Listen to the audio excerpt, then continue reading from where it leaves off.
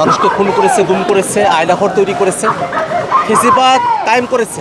সে আওয়ামী লীগ বাংলাদেশে কোনোভাবে রাজনীতি করার অধিকার রাখে না।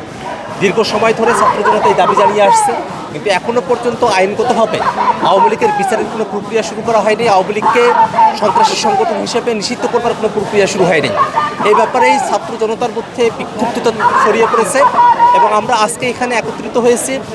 আমরা চাই বাংলাদেশে যে সন্ত্রাস বিরোধী আইন আছে, সে আইনে আওয়ামী লীগকে সন্ত্রাসী সংগঠন হিসেবে ঘোষণা দিয়ে আওয়ামী লীগকে নিষিদ্ধ করা হোক।